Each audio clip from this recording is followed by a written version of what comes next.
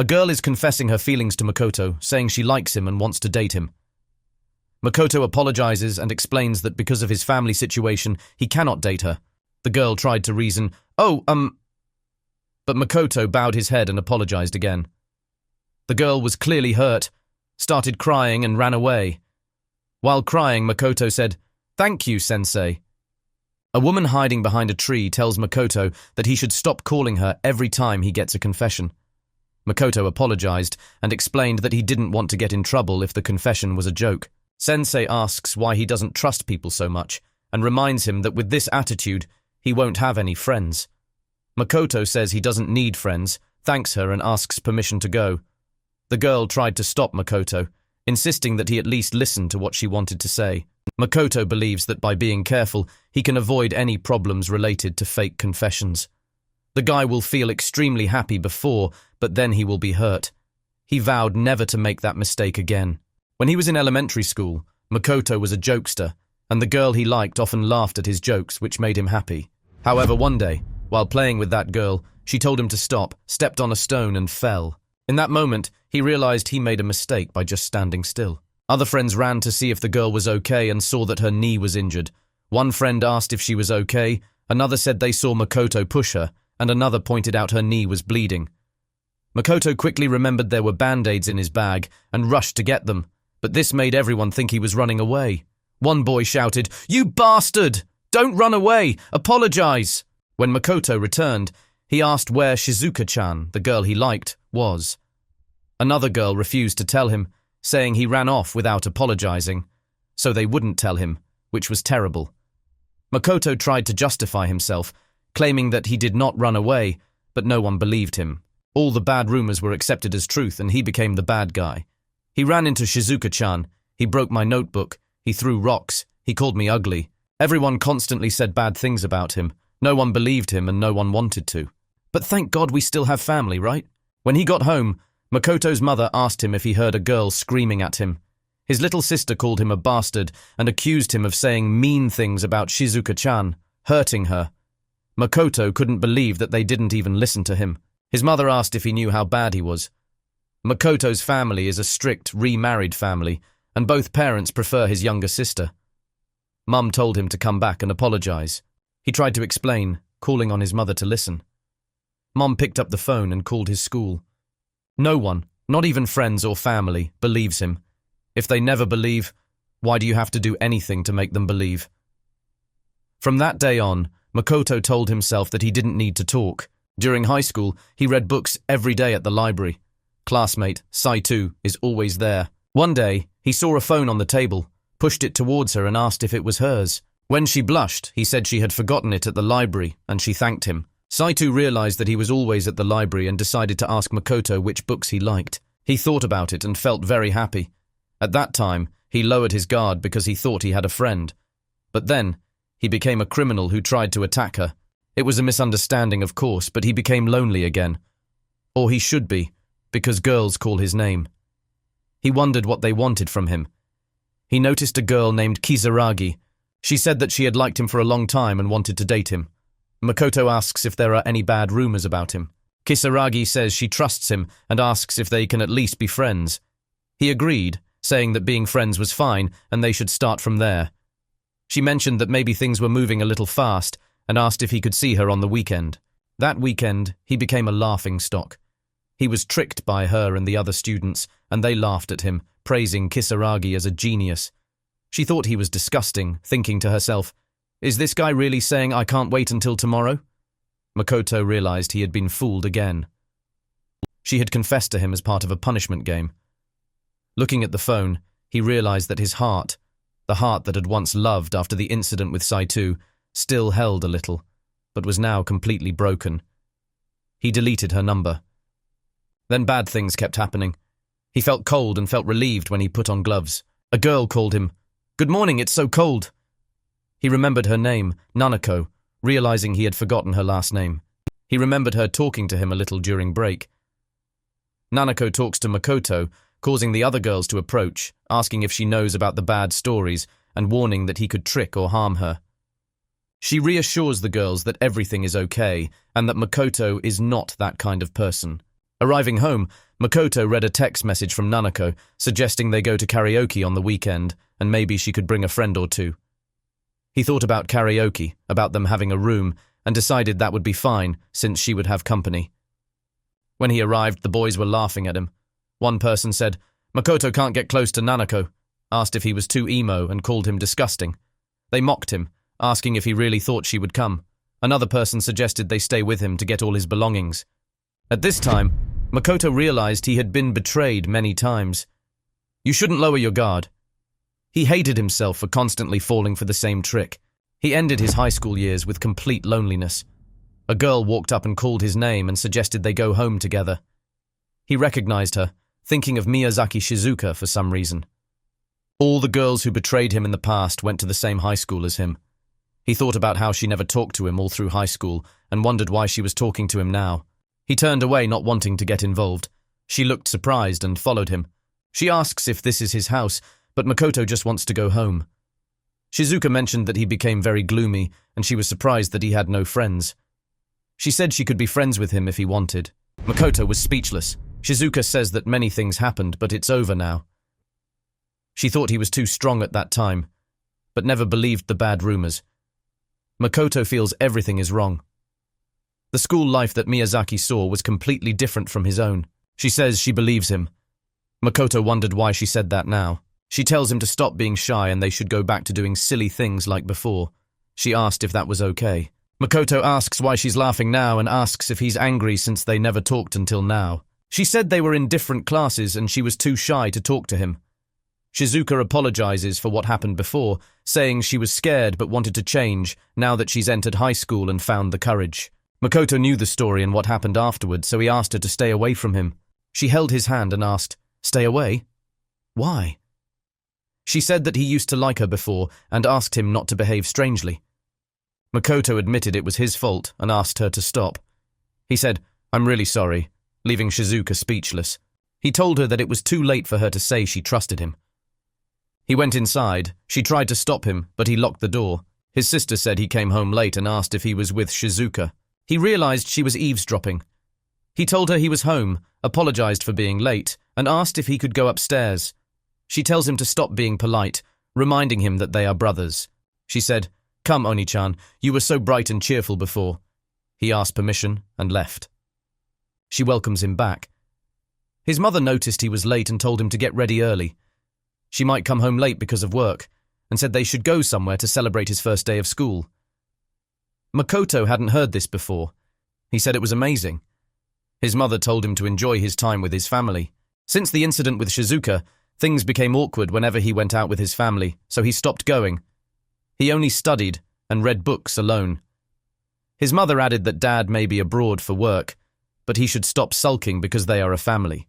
She apologized, saying she would be more careful from now on. Makoto loves writing his own novels because he can immerse himself in his world. It was the only good hobby he had, because he felt like he had nothing. He noticed 2 messages on his tablet. One was a passionate review of the novel Isekai he wrote. The next message was from the management of a publishing company, providing contact information so he could respond. He thought about it and, as usual, decided to leave it alone, telling himself that things would get complicated. But honestly, I'm happy. He put the tablet away and pretended he had never seen it. Makoto felt sleepy because he couldn't stop thinking about the publishing email. He planned to take a nap after lunch.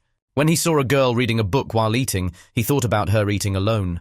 Her name is Shimazuka, and apparently she has also been exposed to bad rumors. But that's not his problem. He believes she's like him. The girl approached him and asked if she could have lunch with him. Makoto was surprised because he didn't remember who she was. She noticed he had finished eating and said they could talk. Makoto thought about how she was trying to be friends with him only to abandon him later. He recalls Nanako's similar behavior. He told her he had a book he wanted to read, but she insisted they should talk, saying he was trying to chase her away. Makoto called after Shimazuka, saying he wanted to see her book when she finished reading it. She replied, "Take it," and he thanked her. No one wants to be friends with Shimazuka. The girl smiled shyly and said that this was the first time she saw Makoto talk to someone. Ignored, she turned away. People don't like Shimazuka because of the bad rumors surrounding her. Everyone judges others without finding out for themselves what is real or fake. And he didn't want those people around him. He thought about what the girl had said about this being his first time talking to someone. He believes that she is right. If anyone was confused about why he was trying to get involved with someone, he would be the first to ask. On the way home, carrying shopping bags, his sister tried to help him with them. Makoto told his sister not to bother her. If she had to hold a bag, her mother would be angry with him. He wondered why he was trying to talk to Shimazuka, since it wasn't something he usually did. While walking, he noticed her walking towards him, smiling while looking at the phone. Makoto's younger sister said, "Look, the thugs are leaving." She found Shimazuka's smile odd and realized she was wearing their school's uniform. Shimazuka hung up the phone and saw Makoto and his sister. She glanced at them, and Makoto wondered if she was squinting at that moment. They passed each other, and Shimazuka continued looking at her phone. Makoto's younger sister says that Shimazuka is the delinquent girl with a fierce appearance that everyone at school talks about. She thought Shimazuka was weird. Makoto didn't know what to say. She asked if he said anything, and he continued walking. His sister asked why he stopped playing with her. She reminded him that he always played with Shizuka, but not with her, so she always wanted to bully him when he was young. Cognitive dissonance between good and bad. She believed the rumors and lied to her mother about something terrible, but never thought she would hurt someone else with her actions. She said it was his fault for not paying attention to his sister. She said she understood if she was wrong about the bad rumors, then she didn't think her cool Oni-chan would do such a thing. Makoto thinks about how she should calm down. He won't make that mistake again. She says she is the only one who trusts him. Makoto apologizes and asks her to stop calling him Oni-chan. The past cannot be changed, which makes her wonder why he said that. She asks if she should call him Makoto. He apologized and said his food was melting and he would be home before her, then hurriedly ran away. She was left alone, awkwardly calling out, "Oni-chan!" Arriving home, Makoto was typing on his tablet about his conversation with his sister. Haruka had messed him up more than he thought. "I just want to keep writing." He noticed a message. Makoto opened the message on his phone. The sender's name was Pomeko. Subject line, "I'm cheering for you. Your novels have completely saved me. I've been a pretty gloomy girl lately, but I'm trying to study for you. I'm always cheering for you." Makoto realized that Pomeko had been texting him a lot lately. Her words always made him feel better because he didn't receive many messages from readers. Makoto thanked Pomeko, stretched, and went back to writing. The next morning, when he left home to go to school, he looked at the messages and saw nothing new. As he walked to the school gate, he noticed 3 girls. 2 of them were looking at him. He passed them, but a girl called out, "Makoto, wait a minute!" She said she wanted to talk and meet him face to face. One of the girls introduces herself as Kurosawa Momo, Shizuka's friend. She asked him what he was laughing about, reminding her that her friend was serious. Makoto realizes this is not a joke. Shizuka said that she did not lie to him at that time.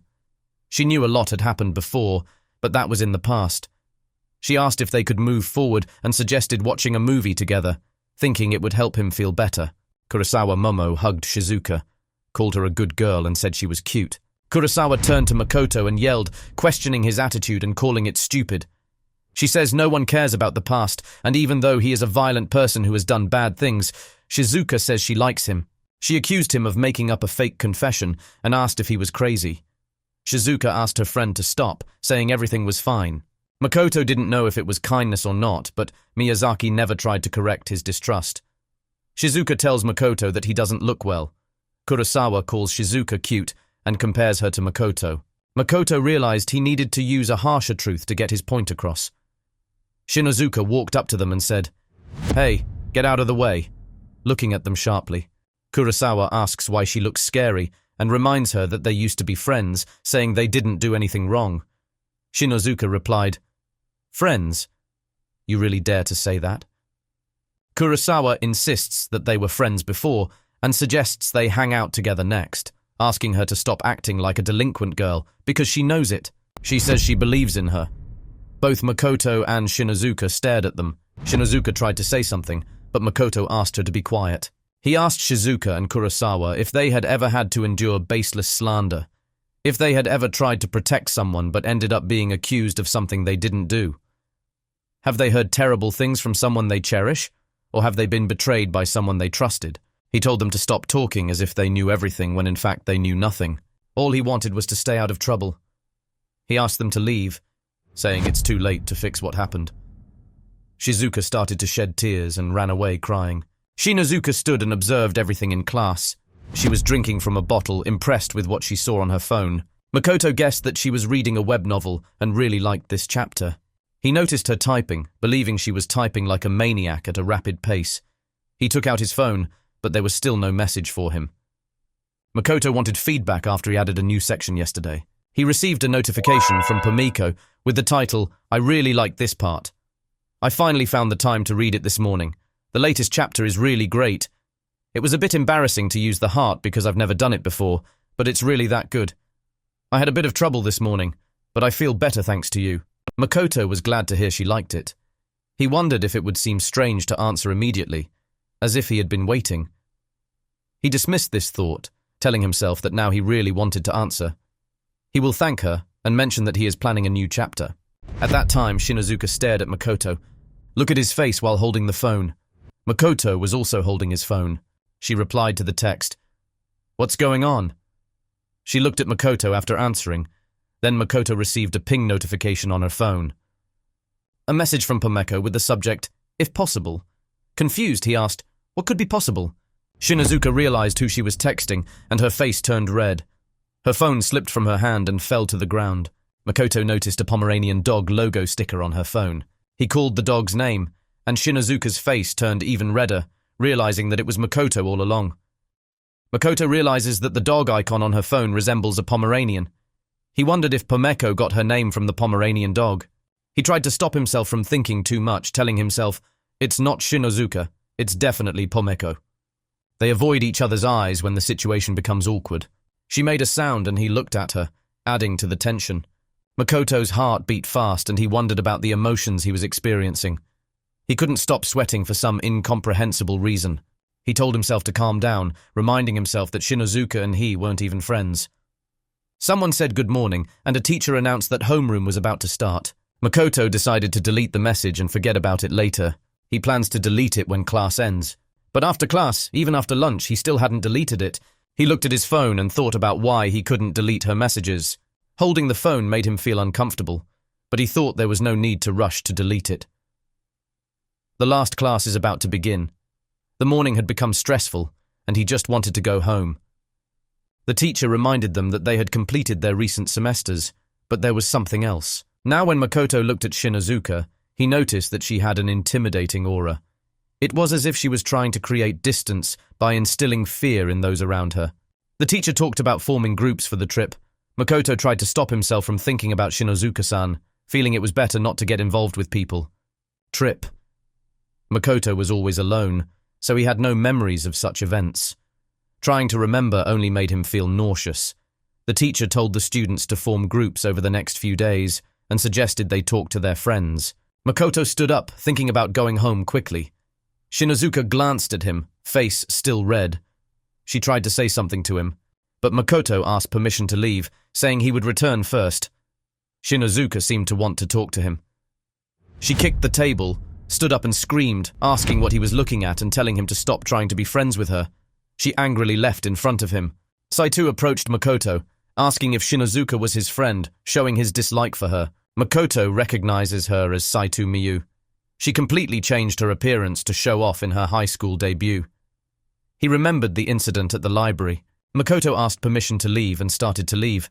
She reminds him that he hasn't talked much lately, saying she'll never forget their days in the library together, calling him Makoto.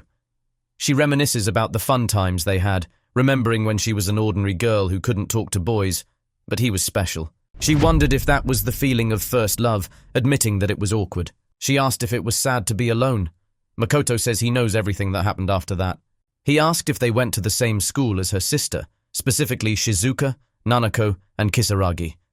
She asks if he didn't realize, and Makoto admits that he doesn't recognize their faces because he erased them from his memories. She admitted that it was partly her fault and asked if they could be friends again.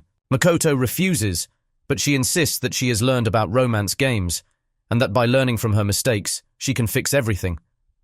Makoto realizes that his sister and childhood friend aren't the only ones who find things acceptable in their heads. She tells him she has something interesting, takes off her glasses, and says he should prepare for a nostalgic shock. She put her glasses back on and asked, "Tada, do you look okay?" She joked that she wondered if he would be excited to see her wearing glasses after so long. Makoto tried to stay calm, determined not to let his emotions take over. He convinces himself to forget his high school memories and repeats that he is empty. He took out his phone. Saito, still excited, asked if he was taking pictures of her and told him to remember to use the filter. But Makoto was focused on his phone. It was a text message from Pomoko. This is Pomoko. A lot has happened, but I'm really looking forward to the new chapter. Can I send you a support message from now on? You don't need to reply, I'll still send them, Pomoko. Makoto thought she would never send a message again. Meanwhile, Saito still thinks that Makoto is about to take pictures of her. She believes that the two have recognized each other's personalities. Makoto wondered about the feeling in his heart. Maybe he's happy now because Pomeko texted him about looking forward to his novel. As a reader, there is no aspect of betrayal in it. He realizes he could be the one to betray her by not finishing what he started. When will that happen? He decided to go home and write, feeling at home. His mother asked if he had a moment. He apologized, saying he was meeting a friend and didn't have time to talk. His sister called her mother, and her mother told her to get ready because he was already done. Makoto felt that if he went, he would only cause trouble for them. He wished they would go without him. His mother insisted that traveling together as a family was not a problem. She said that he was in high school and needed to grow up and let go of the past. Makoto wondered what his mother was saying and if she was trying to take care of him. During his high school graduation, his mother went out with his sister without telling him. His mother mentioned that she heard he went to a party with friends but was alone. She asked why he didn't invite anyone. He replied that it was a waste of money and wished her good night. Human characteristics do not change easily. His mother has not changed from those previous days. He mentioned having a friend earlier, and leaving them suddenly would cause problems. His sister teased him about his invisible friend and asked him to stop. She wanted to hold her brother's hand and go with him. She suggests that they go out together and maybe eat some meat. Yeah, I guess my words aren't very trustworthy, he admitted, leaving her confused. He walked out and said, Sorry, I'll go. Haruka was probably on her way to the new shopping mall near the station. People are lining up to get into stores, both in person and online. Makoto believed that he would not meet anyone he knew at that old store. At the store, he was relieved when the food court was empty. Now, he can write his novel without distraction. He noticed Shinozuka sitting alone, reading a book on his phone. She looked happy and absorbed in what she was reading. Makoto just looked at her silently. Shinozuka took out a keyboard and began typing, clearly enjoying himself. Makoto noticed something. He looked at his phone and saw Pomeko's page with a message saying, Novelization coming. He realized that it only showed the results of her work.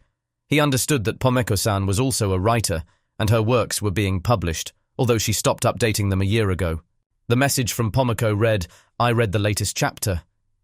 It was really difficult, but I'm happy that there was salvation. I'm so happy that I was able to read this. Trusting is so difficult. I completely understand the feelings of Mike's Abu, the main character. Writing new chapters is definitely difficult, but please try. Makoto put his phone in his pocket and ordered 2 glasses of orange juice. He walked up behind Shinozuka. She didn't turn around to see who it was, saying, What if you're flirting with me? Go away. When she looked back, she saw that it was Makoto and asked when he was coming here. Makoto and Shinozuka were now sitting together. Shinozuka started to say something, but before she could finish, Makoto interrupted, saying that he knew and didn't want to be her friend either. She turned away and asked sarcastically, What about your overly polite tone? Shinozuka mentioned that she also had her own rumors, although they weren't as bad as his. She said she would leave him alone, and Makoto wonders if his reputation is really that bad. He replied that he doesn't care about the rumors about him, adding that people don't know if they are true or not. Shinozuka responded that she also didn't care and didn't want to be disturbed. She said she didn't want to have anything to do with anyone anymore. The rumors about Shinozuka were pretty bad. Dating older men, coercion, violence, sneaking out at night. Makoto gave her a glass of orange juice, said the rumors were stupid and offered her, Here's orange juice if you want it. She took it, then suddenly screamed that she didn't want to be deceived anymore, asking him to leave her alone and stop showing kindness. When he grabbed her hand, the glass of water spilled over. She apologized and then blamed him. Yeah, wait, it's your fault. He insisted that he was the one at fault for inviting her to drink water for no reason. She accuses him of having no intention of having a friendly conversation and demands to know what he wants from her. "Yeah, okay," Makoto simply said, then confidently declared that he didn't want to be friends with her, preferring not to trust her and be betrayed. She replied that she didn't want to be friends with him either and told him to go away. They were still at the store when Makoto asked why she stopped writing. Shinozuka was surprised and asked how he knew. She stared at him, suspecting that he had heard that from someone else. She bet he knew, admitting that they weren't pretending anymore. On the contrary, he told her not to worry. He wouldn't be friends with her and she should relax more. She yells that that's no excuse, then reminds her that he always lets too many characters die in his stories. Said that it really hurt her. She told him to appreciate his characters more. Makoto just stared while she told him what to do. She blushed and said she would forgive it because the heroine was cute. Makoto asked if he could read her works, admitting that he hadn't read any of them yet. Shinozuka tried to stop him, saying, "No, wait! My old works were just essays." Makoto looks at her work on the phone and says it's of the romance genre. That kind of adventure. She asks him not to make fun of the romance genre, calls him Nianta, and tells him to stop reading. Makoto continued reading and was surprised to see that the story began with a sudden breakup. She countered that his stories often began with sudden deaths. Both felt shy. Shinozuka took out his phone, wanting to read his stories. Makoto felt shy and she started laughing. It was now night, and suddenly Shinozuka's stomach growled. She reminded that she hadn't had lunch yet, and that they had talked too much. Makoto wondered when was the last time he talked so much. Makoto is so smart, as expected from the real Shinozuka. Makoto said he was going to eat and asked if she wanted to go home. She replied that her family was annoying and too trusting, and that they didn't get along. Suddenly Shinozuka shouted, "Oh, give me a break!" Makoto asks what's wrong. A girl walked into the store, said, "Oh, finally see you." She announced that she came to pick up Anri-chan, Shinozuka. Shinozuka blushed in frustration and Makoto just stared. The girl hugged Shinozuka from behind, called her Anri-chan, and told her to stop. Makoto watched with curiosity. The girl asked if Makoto was her friend and greeted him. Both Shinozuka and Makoto claim they are not friends, causing the girl to become confused. The girl introduced herself as Seiko, Raishan's younger sister, and added that she was happy that her sister had friends of the same age. Makoto introduces himself as Shinozuka's classmate, Shinju Makoto. Saeko comments that Makoto is cute, comparing him to Tetsuro, a main character in the anime The Sword and the Blood-Stained Hero, which Shinozuka loves. Shinozuka picked up her bag, told Makoto that she was going, and reminded him that they were not friends. Makoto assures her that he has no such intentions either. Seiko, tired from work, suggests they stay and chat a bit more. But Shinozuka shouted, "Shut up, I'm leaving now, Nianta." Realizing his negligence, Shinozuka tried to hide it. Saeko asked, "Nianta?" Makoto tells Shinozuka to be careful, and she apologizes. Saeko asked in surprise if Makoto was Nianta-sensei, the author of Mikitaru's Grand Isekai Adventure.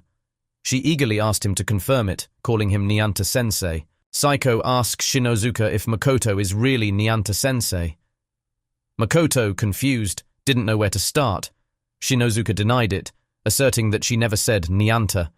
Saeko insisted that she heard clearly, reasoning that Makoto must be Nianta because he loved novels enough to talk to Enri.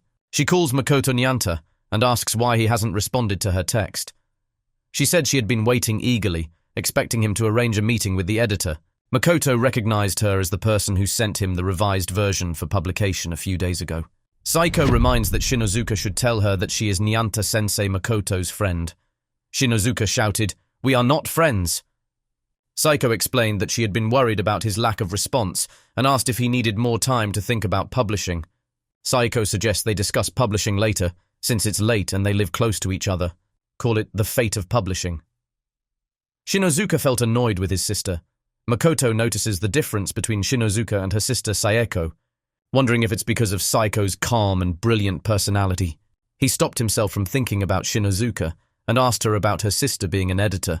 Shinozuka said that she did not expect her sister to be in charge of him, adding that she did not use any connections to help him publish, but that his work was perfectly good enough. She turned away, blushing, and thanked him. "Thank you, Nianta." Makoto looked at her in disbelief. Saeko insists that they are good friends and asks Shinozuka about the past, adding that she doesn't trust those friends. Makoto says he doesn't think he and Shinozuka are friends, but then stops, faltering. Shinozuka asked, "What's going on?" The two girls, Shizuka and Saito, looked towards them, surprised to see Makoto with Shinozuka. Saito called Makoto, asking him to wait and listen to her and Shizuka's apologies. Both are in tears, and Makoto wondered what they wanted to apologize for, feeling that apologizing wouldn't erase their past actions. Shinozuka urges Makoto to leave, reminding him of their conversation. Makoto looked back at the crying Shizuka and Saito, then told Shinozuka that she was a strong girl, asked if she knew that, and apologized for interrupting their conversation. He held her hand, making Shinozuka blush. Saiko tries to join in by holding Makoto's hand, saying she doesn't know what's going on but wants to be a part of it. "Ah, not you, Saiko," Makoto said. She protested, saying it wasn't fair, and decided to hold Shinozuka's hand instead. Shinozuka insists that they are not friends, and Makoto agreed. "You and I are not friends, Shinozuka." He said that although old wounds from the past cannot be erased, but he believed they could have buried them a little. Makoto thanks Shinozuka, calling her Pomeko. Makoto's sister watched them walk away with Shinozuka and Saiko, surprised to see that he had friends. She thought he was lying about having friends, claiming they were imaginary people at school. Makoto thanks Shinozuka for the supportive messages she sends him every morning, even though it had been a few days since they last spoke. Their relationship remains as author and reader. Pomeko sends him messages about her work every time a new novel comes out, and that's all they interact with. For Makoto, that seemed enough. Time passed and the teacher announced that it was time for the students to form groups for the upcoming trip. As the students began to gather and choose groups, Makoto felt lazy and expected to be left out. "Along with Shinozuka," a girl exclaimed, asking what they would do if Shinozuka ended up in their group. Another person replied, "Ugh, you, no thanks." A boy laughed and asked what they would do with Shinju Makoto. Makoto thought he could manage on his own and didn't need to worry about himself. He asked if she was sure, and she retorted, "Of course I am." Suddenly, Shinozuka slammed the table and stood up, looked straight at Makoto, leaving him confused with her actions. She went to the blackboard, took a piece of chalk from another student, and said she just wanted to get it over with and go home. She writes her name and Makoto's name on the board, declaring that they are a team of two and asking if everyone is okay. The teacher confirmed that it didn't matter they were from different classes and asked if the students had made a decision yet. Shinozuka returned to her seat while Makoto looked at her with a red face. She insisted that she wasn't trying to get close to him, just wanted to go home. Makoto replied, "Oh, okay, it's okay." Shinozuka picked up his bag, preparing to leave while Makoto turned away. "Shinju Makoto and Shinozuka Anri, they are not friends, just Nianta and Pomeko." Makoto wondered why they had to be in the same group, wondering how Nianta would react to Pomeko's bold actions. Shinozuka explains that it would be easier to do so, otherwise she might end up with people she doesn't like. Makoto agrees, and she told him to be more straightforward with his words. He replied that he couldn't be as straightforward as her. They agreed to stop talking about school for a while. Makoto reflects on how long it's been since he's been alone in an outdoor classroom. Shinozuka changed the subject to his latest chapter and the possibility of publication. Makoto reminded him that he had finished the part that needed to be uploaded tonight but still needed some editing. "Publishing? I feel honored that my hobby is recognized for publication, but since I'm still underage, I'm worried that it might cause trouble for my parents." Shinozuka reassured him, saying there were many things to consider and he should take time to think about it. She reminds him that he will meet his sister, Saiko-chan, the day after tomorrow. Although she seems aloof, Saiko-chan is very passionate about her work, which is why she has never had a boyfriend despite being very cute. Makoto noticed Shinozuka's blush and commented that she must really love her sister. Shinozuka was surprised and insisted that it was only because they were family. Family, Makoto thought, wondering if his father, whom he hadn't seen in a while, would approve of his novel being published. While deep in thought, Shinozuka pulled him out of it, asking why he looked so gloomy. She suggested a writing contest, and he agreed, asking if 500 words was a reasonable length. They decide to write stories and let Saiko-chan rate them. It was a competition just between him and Pomeko-san, not that they were getting along or anything.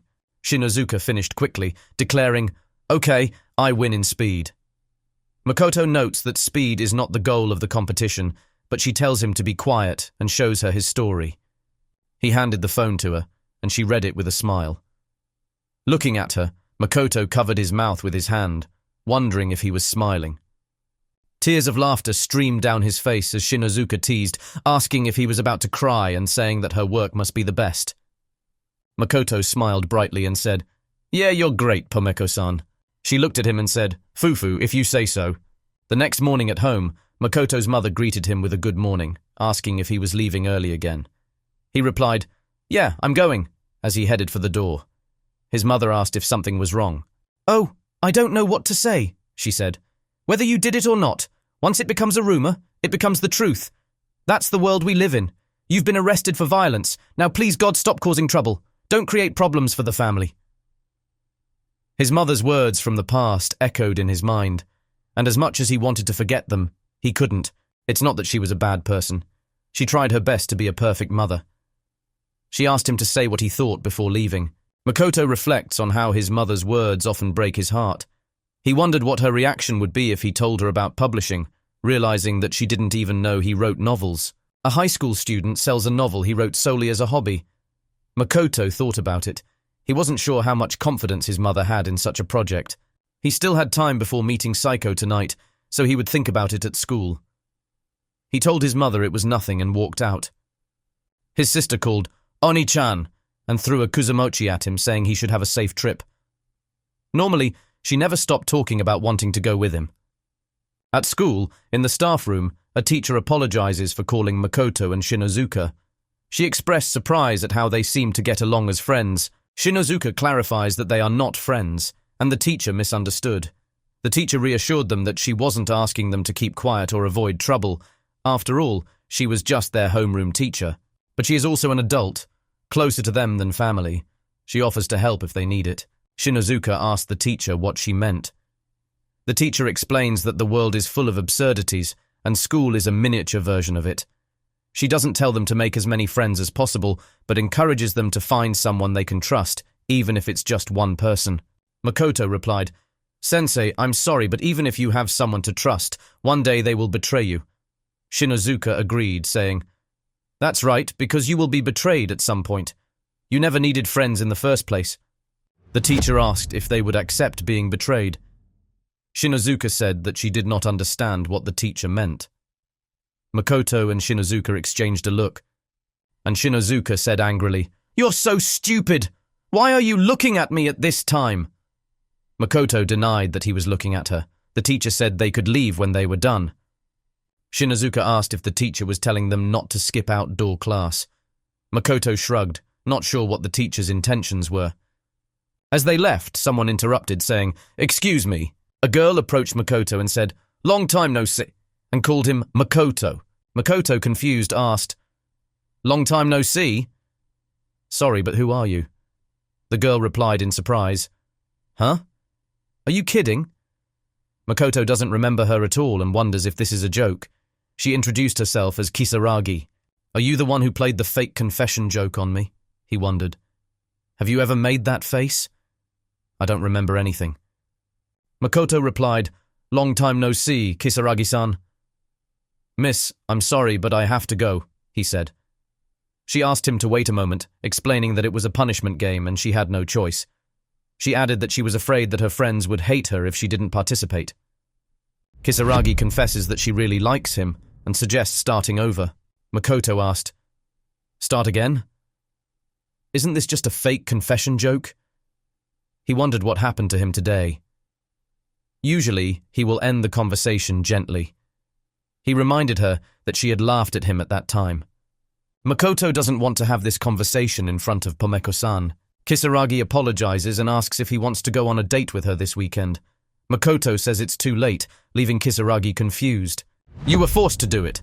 Kisaragi tried to justify her actions without considering Makoto's feelings. She pleaded with him while trying to hug him. Shinozuka interjected, saying, "That's enough."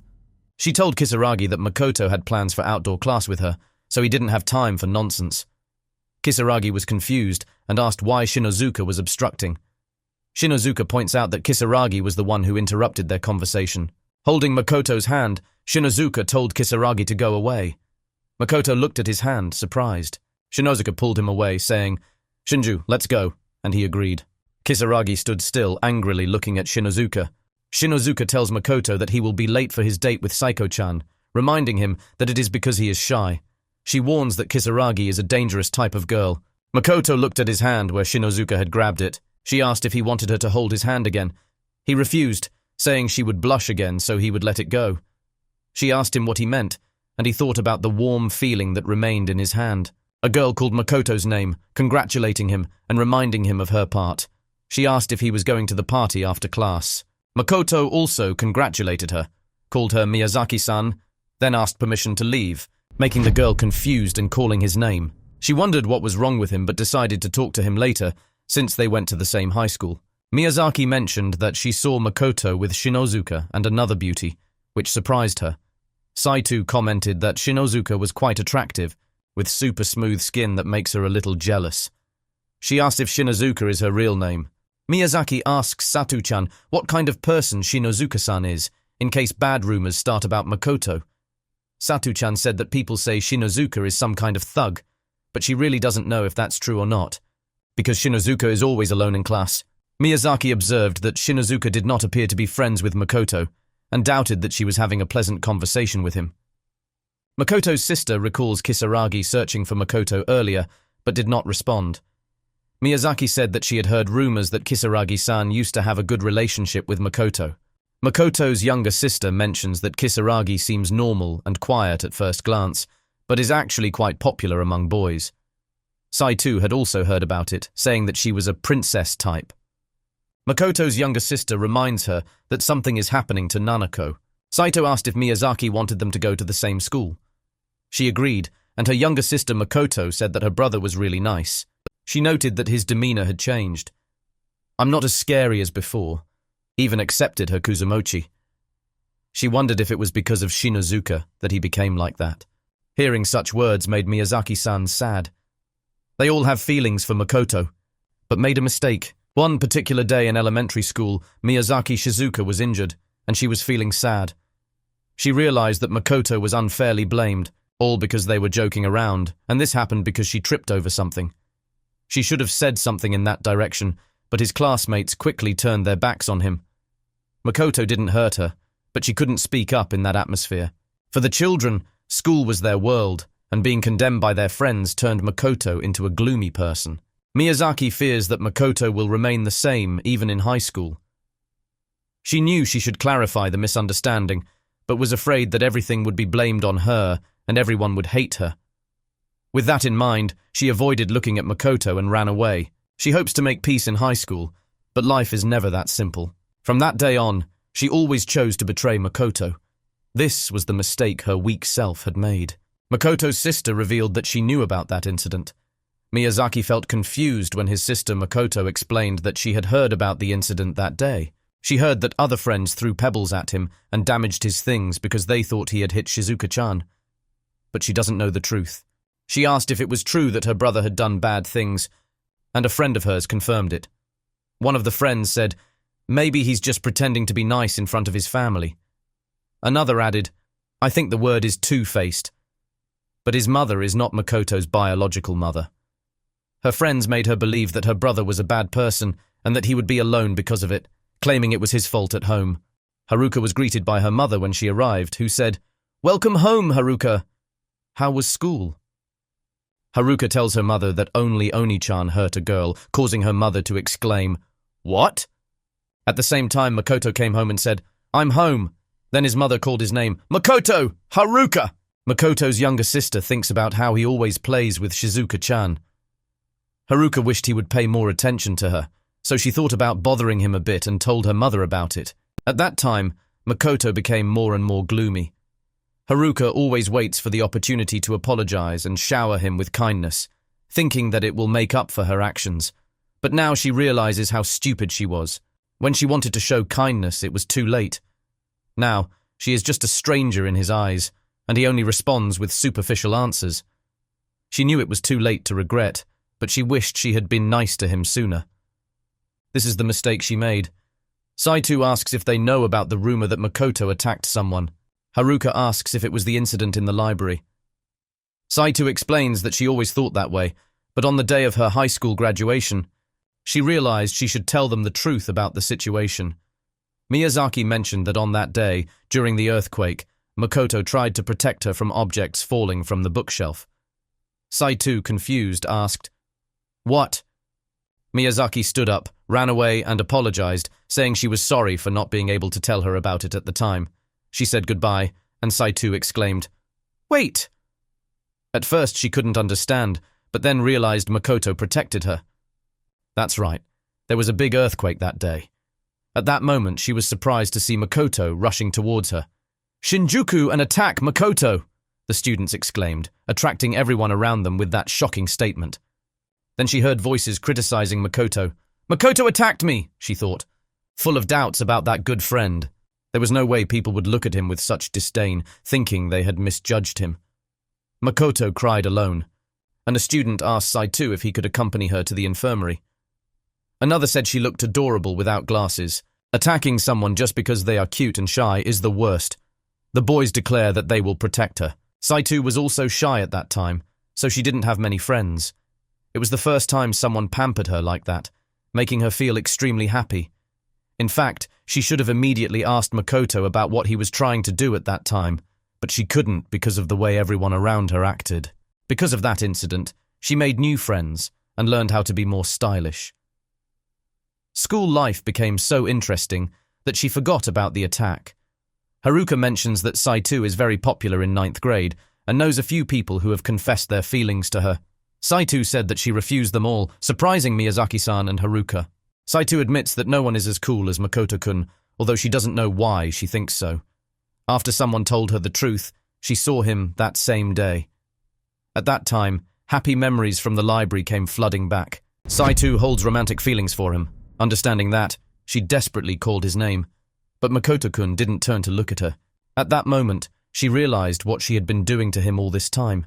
That was her mistake. She also thought that she would have a chance to talk to Makoto-kun in high school, but that was not the case. Miyazaki-san regrets that very much. Even now he is still important to her, but everything is her fault. Haruka reminds that if she had apologized sooner. Saito says that if only she could have approached him sooner. No matter how much they wanted to apologize to Makoto, it was meaningless.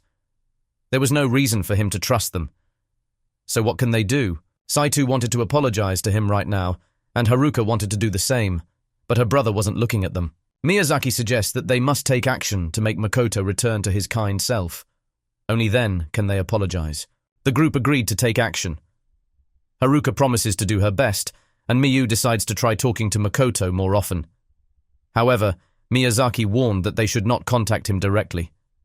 Saito asked her what she meant, while they had just agreed to take action.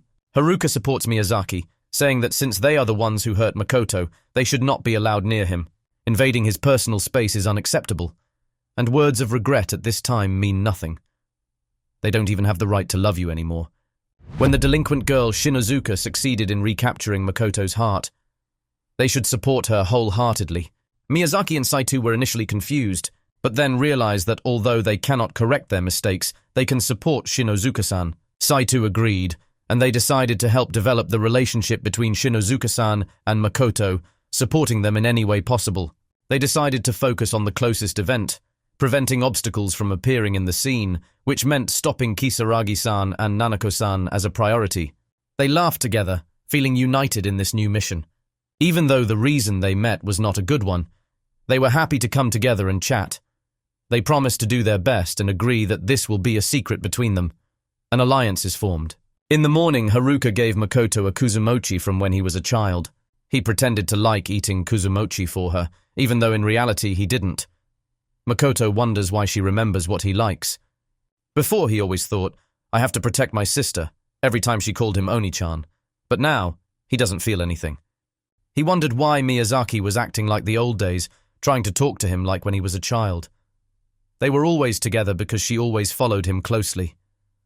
Now, although everything was the same as before, he felt nothing in his heart. What about the painful expression on Saito's face? Why is she so interested in him?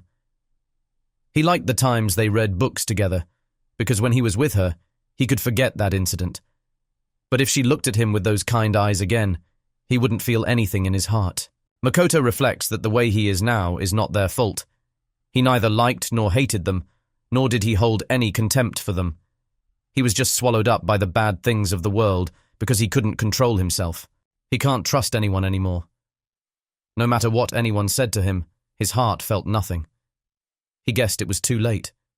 He was broken. Saiko reminded him that she would call his father to talk. Makoto thought that his father would not agree to join the call. "Dad, it's been a while. I'm so sorry for calling, even though you're busy in the morning. But I wanted to ask for some of your time, if it's okay." Makoto told his father about the novel he wrote, which was about to be published as a book. Gaining courage, he told his father, and his father listened. "I will accompany you whenever there is a contract discussion. There are many publishing scams in this world. Listen, you are still a teenager, so you need a guardian." "Thank you, Dad." Dad still speaks in that overly polite way. "No, I'm sorry. It's definitely Dad's fault, Makoto. There are people who recognize you, although in many different forms. That's why be proud of yourself. You are my pride, congratulations." Saiko calls his name and says she will ask again. She said she wanted to publish his story into a book and spread it to everyone. She asked if he would allow her to put what he had written on paper, since creating books and bringing smiles to people was her job. Makoto thinks about his decision. Shinozuka nearby listened to everything. She says that if Nyanta's story is published as a book, she will try her best. In the end, Makoto agreed and admitted it was his selfishness and that he might cause trouble for his family. "But I still want my story to be turned into a book." In tears, he said, "Please." Saiko-chan congratulates him and Shinozuka hugs him as he cries. Thank you very much indeed." He found the strength to move forward thanks to meeting them. His father watched from afar. That evening, Makoto returned home. His mother greeted him and asked why he hadn't said anything to her. He realized his father had told his mother. Makoto apologizes, saying he's sorry he couldn't tell her in time. She says it's good news and he shouldn't apologize. She reminded that she probably didn't know much, then asked if the company was a shady one. Makoto reassures her that he won't cause her any trouble. He asked her to give him this chance. "I wouldn't ask for anything else. In exchange, he will go to a good university and work at a good company. He will go wherever she wants him to go." Calling her stepmother, he bowed his head and asked her to allow him to publish his book. She says she just thought of something and suggests they celebrate by going out to eat with Haruka, all three of them. He refused, saying it was not necessary. She asked why, adding that she wanted to hear more about the matter from him and why he didn't consult with her. "I don't trust you," Makoto told her stepmother honestly, "because I'm afraid that the conversation about publishing will go wrong if I tell you about it." He knew that she didn't believe in him. "I think there's no way. She will understand his dreams." This touched his stepmother's heart, and she just said, "But I... Makoto reminded her that during elementary and middle school, she didn't bother to trust him or listen to his side of either situation. Because of that, there is no reason for him to trust her again. She says it's not that she doesn't trust him, but just thinks she didn't teach him properly. Makoto disagrees, saying that the problem is that things aren't going the way she wants. Because no one believed him, his heart was now broken. She called his name, but I'm sorry for saying that. He told her that if he caused trouble for her in the future, he would definitely leave the house immediately. As Makoto walked away, his stepmother knelt down, cried, and apologized. "Sorry, Makoto. I'm really sorry." But Makoto doesn't feel anything anymore. As he went out, Haruka stopped him with tears in her eyes, begging him not to leave the house because she didn't want to be away from him. She added that if he felt better without them around, then living alone might be good. She mentioned that their mother worried too much about them and suggested that he could use the house where their grandfather used to live. Their mother objected, said no, and insisted that Makoto was the child she was proud of, and she didn't want him to leave. Haruka tells his mother that Makoto doesn't trust them because of the way they treated him, but she believes that things could change one day in the future, and until then, they have to wait. Haruka tried to stop her mother from crying and told her brother to leave her mother with her. She also shed tears, telling him to live peacefully, without being disturbed by anyone. Makoto had never seen her stepmother look like that before. He thought he shouldn't feel anything, no matter what anyone told him. But is that really true? He pats Haruka's head and admits that he doesn't understand himself, but he thanks her. Haruka smiled, saying she would send him off with a smile. Makoto wondered what kind of expression she was making as she looked at her stepmother, who was trying to smile despite her broken heart. Probably a scary expression. The next morning, as Makoto was getting ready to go to school, he met Shinozuka on the road. She greeted him. "Good morning, Shinju." She said she felt tired and asked if he was tired. Makoto replied, "Yeah, a lot happened yesterday." She responded, "I understand. I'll go first." However, Makoto asked her to stop because he wanted to go with her. Shinozuka told him that if he went to school with her, he would get caught up in strange rumors. Makoto shrugged, saying the rumors were stupid and it was too late for that. Now, when he went with her, he realized that Shinozuka had many similarities with Saiko-san. He told her that he felt like going with her today, which made her blush. He also asked why she wore glasses. Shinozuka replied, "Okay, I understand, but I won't accept any responsibility." Returning home, Makoto's mother gave him a key to Agi-chan's house along with all the Otoshidama money he had saved up until now. His stepmother admits that she is not ready to let him go, realizing that she has put him in a lot of trouble. She added that she would talk to his father so they could face him properly one day. She reminded Makoto to eat well, clean his room, wash his clothes, and not spend money on meaningless things. She said she thought she would be okay because it was him, but if he got into trouble, he was always welcome to come home at any time, and she could help him in the same way. Now Makoto is living alone without any preparations. Shinozuka commented, "I see, living alone. I'm so jealous." She reminds him that he said he wasn't prepared and asks if Oji-chan's house doesn't have any furniture. She wondered if he just needed clothes and a toothbrush. Makoto replied that that was true, but he still needed to buy a few other things for himself. Shinozuka offered to go shopping with him. Makoto never thought this would happen. Shinozuka suggests that it's okay, because from what she heard, Makoto's mother also needs time to face herself, and when the need to write books lessens, there will certainly always be enough. Shinozuka stopped talking, and Makoto asked, "What's going on?" She exclaimed suddenly, asking if that meant he wouldn't come to the food court anymore.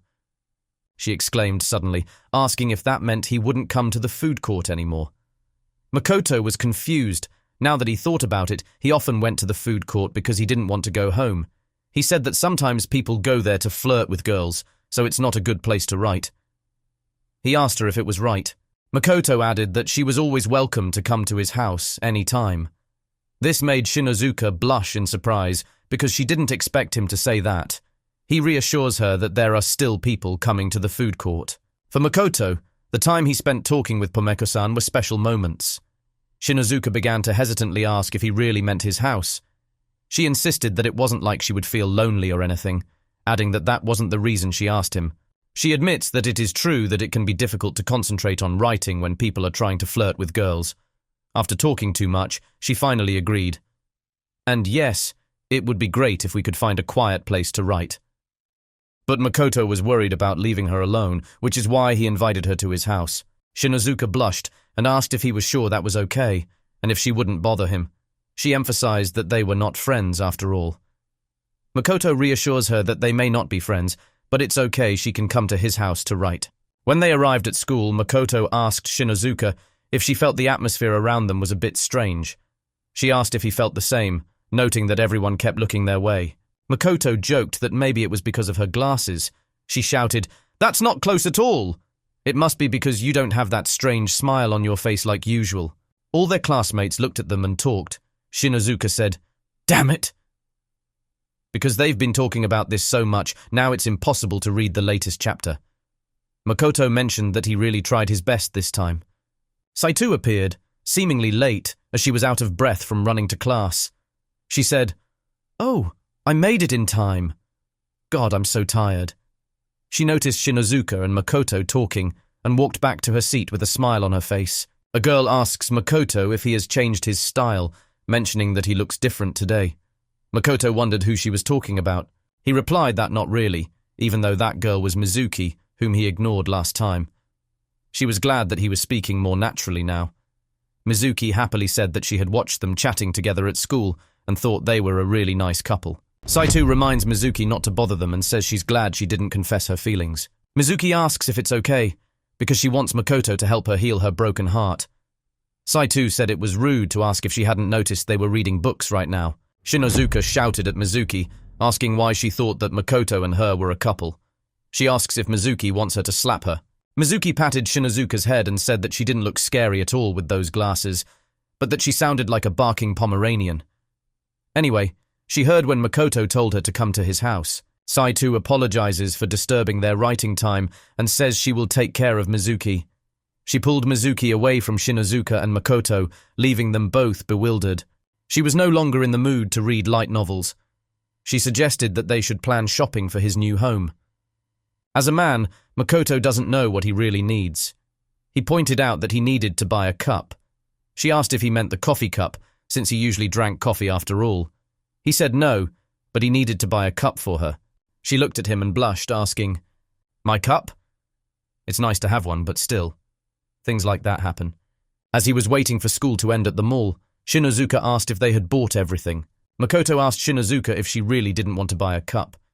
She said that she guessed there was a cup in the OG house, and besides, they were only together to write a book, so there was no need to go that far. Makoto agrees that they are not friends. She called him, saying they had a lot of work to do, so they needed to return home quickly. Makoto apologized, saying he needed to go to the bathroom. He put down his bag and asked her to wait for him. She agreed, saying she would wait there. But when Makoto was gone for a long time, she wondered if he was lost. Decided to read his light novel, since she couldn't read it during her lunch break. As she started reading, she heard someone walking towards her and calling, "Shinju, why did it take you so long?" She saw the girls surrounding her, and they were all surprised to see her. Shinozuka was surprised to see these girls. One of them said, "Long time no see, Henri." Another asked, "What are you doing here?" She replied, "Waiting for a friend." Then they teased her, asking if she really had any friends. Shinozuka trembled in fear, clutching his bag. A girl said, "By the way, are you still writing that obnoxious light novel?" Another person said, "Let me borrow your phone like last time." Another person laughed, saying, "Ah, it's so funny that Momo took your smartphone. Your best friend finally gave you a complete makeover for high school, right? It's scary. I bet the person you're waiting for is a weirdo too. We call Momo too." "Come on, haven't talked to her in a while, right?" Shinozuka told them to shut up. Makoto apologizes for taking so long. He told Shinozuka that she didn't have to hold their things so tightly. Shinozuka smiled at him and he said, "Let's go home." She replied, "Okay, let's go." One of the girls was surprised to see Shinozuka with a handsome boy. Another person was also surprised, saying, "Is that Henri's friend? Don't say it's her boyfriend." "Are you kidding? I thought she was a weirdo." One of the girls tries to talk to Makoto, introducing herself as Henri-chan's old friend. Makoto ignored her and he took Shinozuka's bag like a gentleman, saying, "I'll carry this too." The girls gathered and said, "That girl is really no good. She's just toying with you." One person said, "You know, instead of going with such a bad girl, why don't you come with us to karaoke?" Another girl said, "Have you heard? Henri is writing some weird light novel. It's really so obnoxious, isn't it?" Makoto looked at them angrily, and the girls were excited to see him looking their way. They say it's better to hang out with them than with a weirdo who writes light novels. They asked if he knew that. Makoto tells them that they should never go near Shinozuka again. He said he would never forgive them if they made his friend cry. Shinozuka looked back, and Makoto held her hand, saying, "Let's go, Shinozuka." They walked away together, leaving the mean girls watching. Shinozuka started crying, and Makoto said, "Oh, don't cry when you're a Yankee." But he also cried when someone threw stones at him once. Shinozuka exclaimed that she was not crying. Shinozuka's heart was in turmoil. Makoto gives her a box and says he bought her a cup, so she can just forget all the bad things. It was a dirty cup that before, when they went shopping, he felt like she saw her eyes change when she saw that cup in the fateful store. Makoto added that it wasn't like he was watching her face the whole time, so she shouldn't worry about that. He said that the cup was, "Thank you for accompanying me today." She thanked him for buying her such a cute mug. Makoto tells her to decide whether she wants to cry or laugh. That was when she understood the meaning of Sensei's words. Shinozuka remembered his words. "I will never forgive you if you make my friend cry." Makoto complimented her face. "You're making a strange face." He continued, "You know, to meet someone you can completely trust, if it's Shinju, then you don't mind being betrayed. Can they become friends?" She was no longer alone at Makoto's house. Makoto and Shinozuka write their novels together. Makoto suggested they take a break and asked if she wanted some coffee. She replied, "Ah, yes." Makoto reminds him that he hasn't heard anything from Seiko, and wondered if the conversation about publishing would go well. "That's true," Shinozuka said. He mentioned that there are a lot of things the editorial department has to do, like finding illustrators.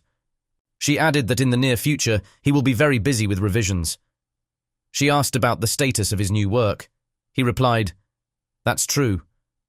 Makoto asks her what she thinks about her romance novel. She looked at him, and Makoto couldn't understand her reaction. She asked him if he really called it a romance novel when there were so many unexpected dancing and fighting scenes. He asked if it was that bad. Makoto asks if her novels really have love. She blushed with surprise, saying that she had never experienced love, so she didn't understand. He said that he hasn't dated anyone yet. Shinozuka blushed while drinking her coffee and said that she didn't have a crush on anyone. She was simply writing down her fantasies. He asked if she was sure, and she exclaims, "Of course I am." Makoto thought she wrote based on experience. She turned away, saying he was wrong.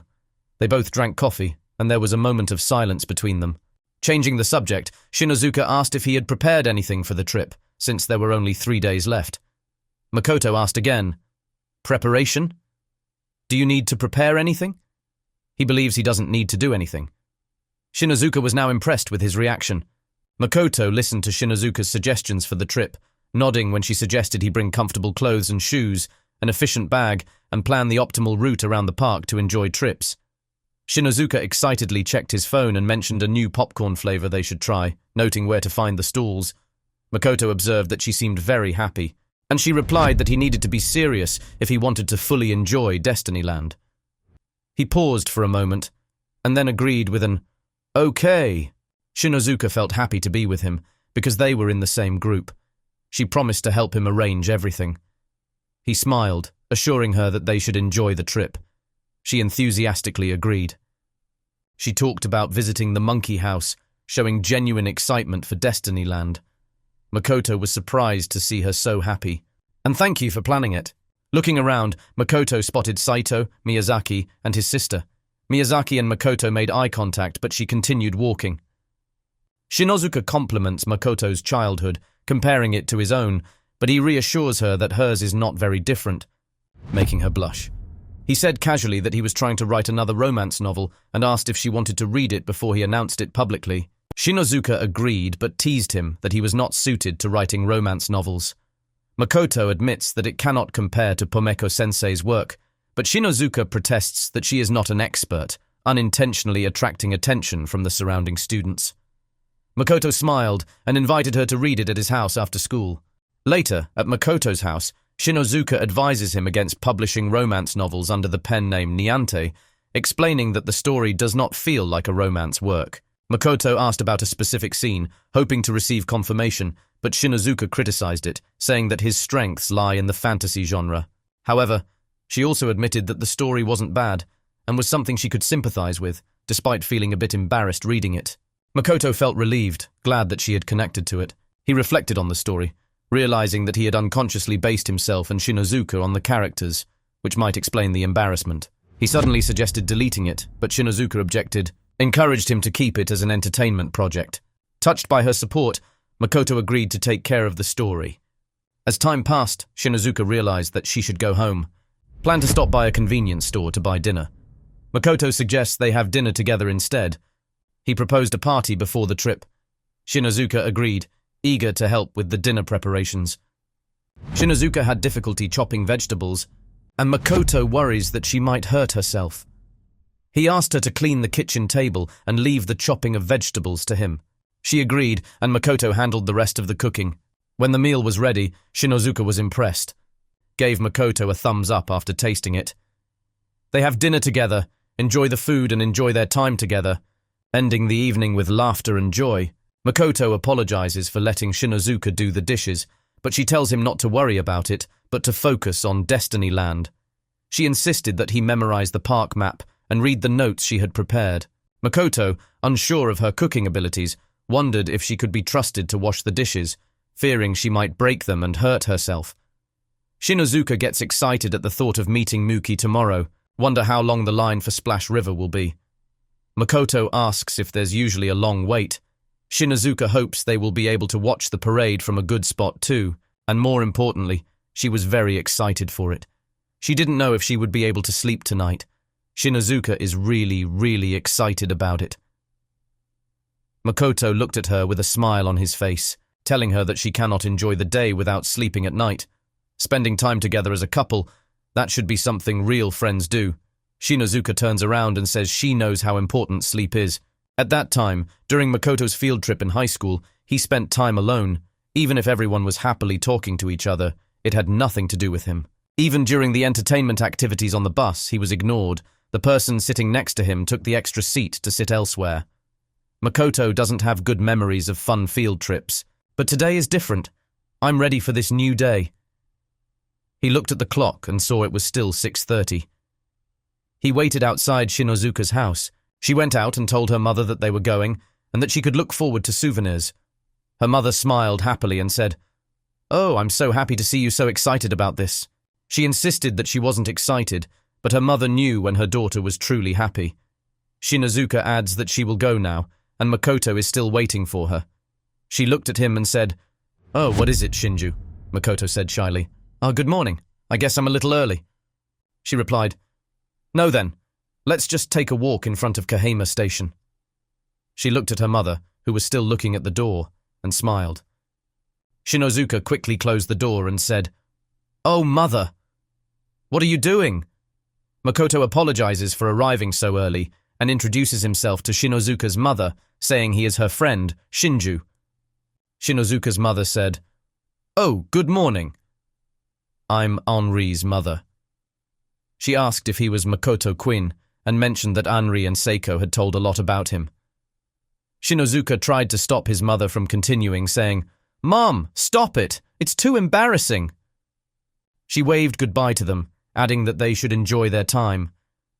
Shinozuka blushed and told Makoto that they had to go.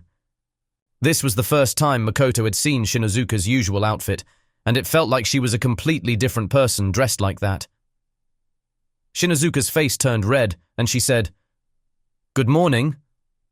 They walked together, and Makoto mentions her outfit. Shinozuka started to blush. Said, my outfit." She said that as you can see, she took the time to dress appropriately for today. "It fits you perfectly and you look so cute," Makoto whispered. Shinozuka's face turned red from Makoto's compliment.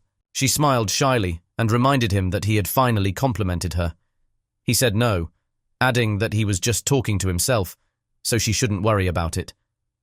"Enjoy your trip today." Upon arriving at Kahama Station, Shinozuka was surprised that they had already arrived. Makoto says that every time they talk about light novels, time passes very quickly. "If I'm not mistaken, we'll meet in the underground parking lot," he said. Since they still had time, they decided to go for a walk. She said she didn't mind, but didn't think any stores were open at the moment, other than cafes. She suggested they go to XX restaurant over there. Makoto smiled and suddenly a voice said, "Good morning!" That's their teacher. She commented that they seemed to get along very well. They both greeted the teacher, and Makoto and Shinozuka smiled, agreeing that they had become friends. The teacher told them to have fun and create lots of good memories. Shinozuka said that she never thought she could become friends with Makoto. He replied, "Me too. I don't think I will be friends with an evil-eyed girl like you." She said, "You always have that creepy fake smile too." Makoto agrees and says he doesn't trust anyone. She asks if that's true even now, then tells him to ignore that statement. Makoto decided to respond and said, "Yeah, even now I don't plan on trusting anyone unconditionally." But with that being said, he couldn't betray his friends. "But if it's Shinozuka..."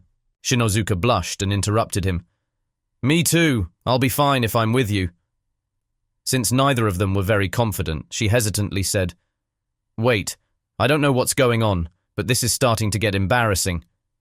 She changed the subject, pointed to a pair of dirty shoes over there and said they had to go over there.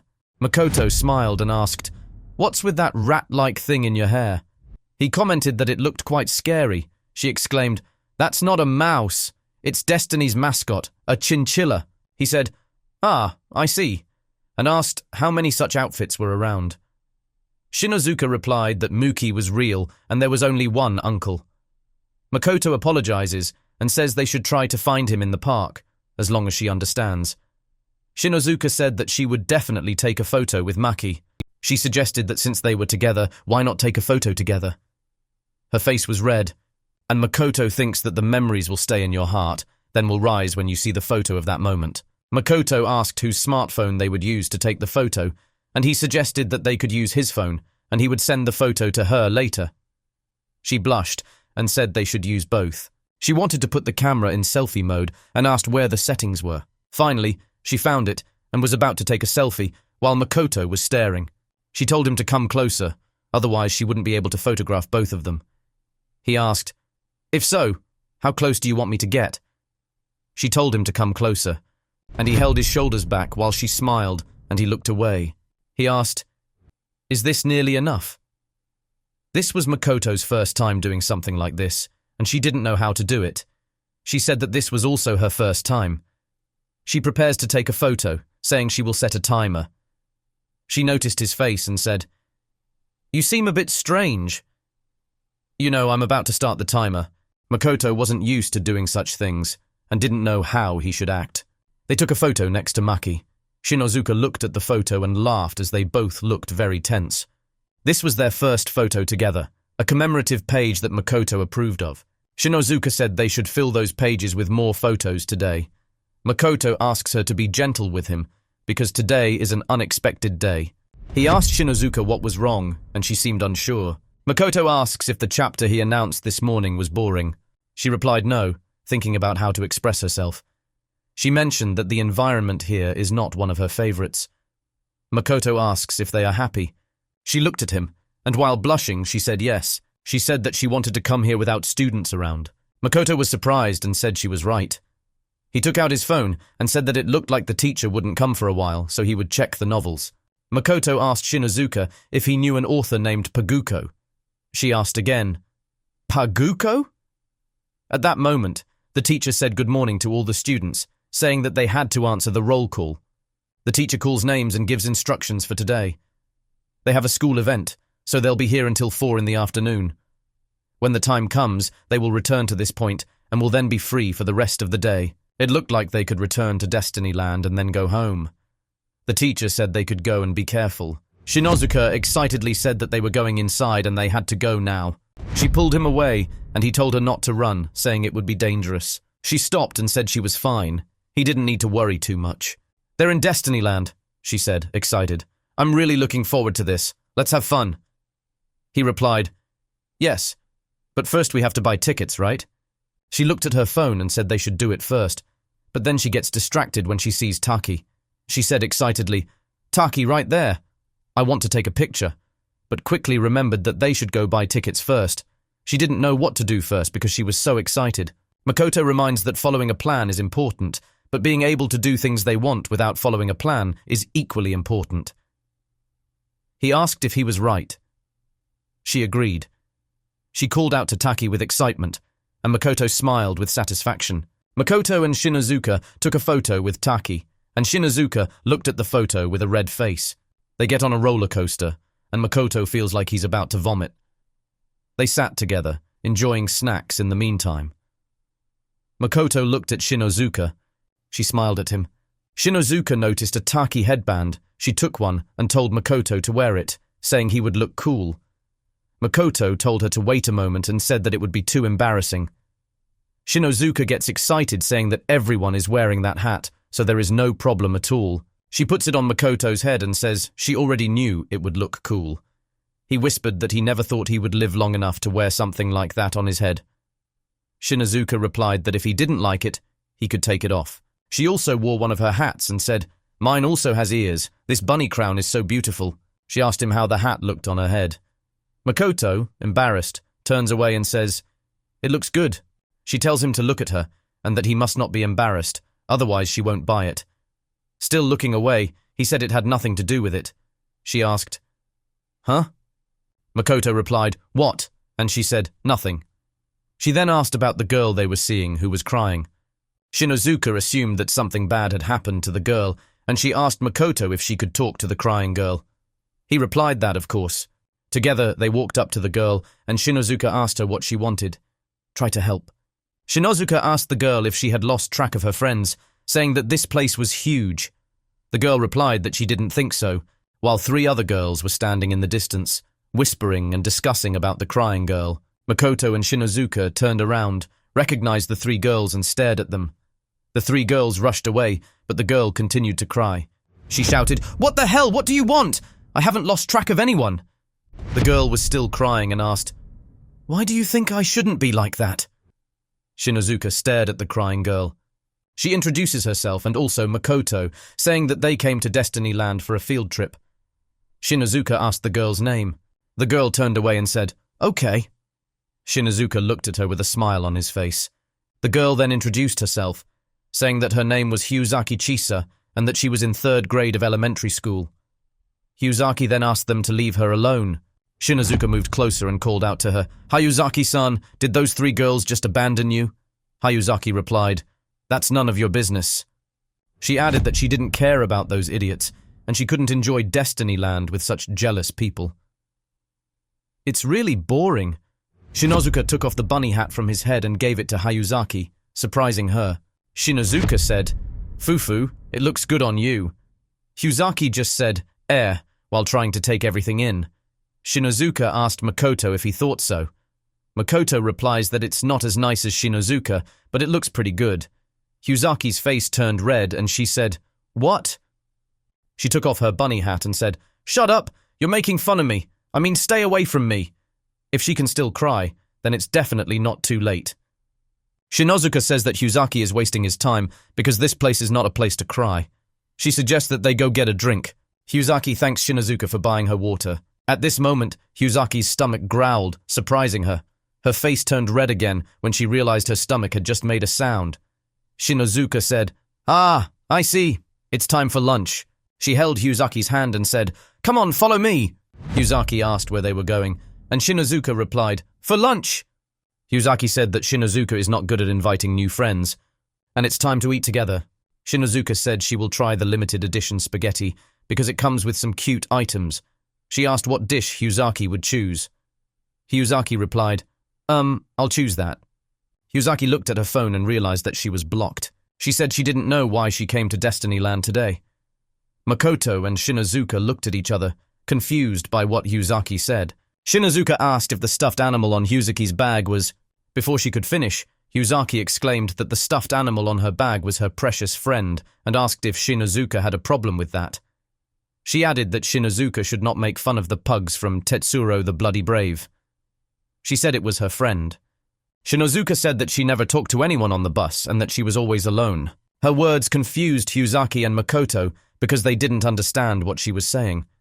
Shinozuka looked at Makoto with a smile on his face.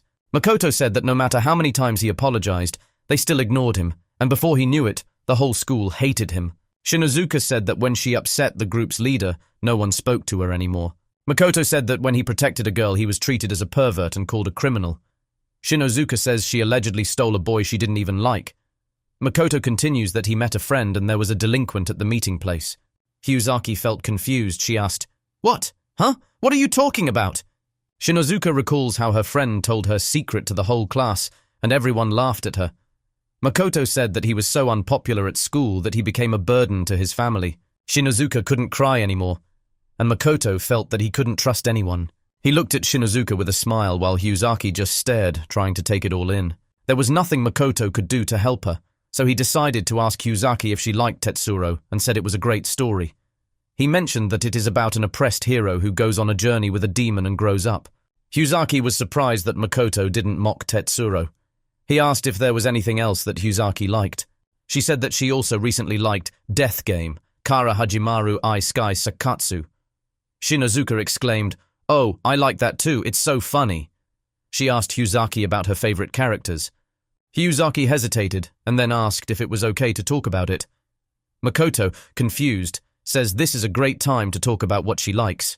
Hyuzaki was happy, and they started talking about their favorite characters. But then Hyuzaki felt annoyed, thinking that she spoke too fast again. She said, "It's terrible, isn't it? I don't know why I'm like this." She mentioned that her dream had come true, but everyone was jealous, making her feel out of control. She had been looking forward to this day. Makoto and Shinozuka felt confused by what Hyuzaki was babbling about. Shinozuka asked Hyuzaki if she wanted to go out with them today, because they are in Destiny Land and must have fun. She added, "Let's go." Hyuzaki shook her head and said she didn't want to disturb their date. She would just find somewhere to write to pass the time and ask them not to worry about her. Shinozuka's face turned red as she blushed. She waved her hand, trying to tell Hyuzaki that it wasn't a date. Makoto just stared silently. He said that this was not a date, but a field trip.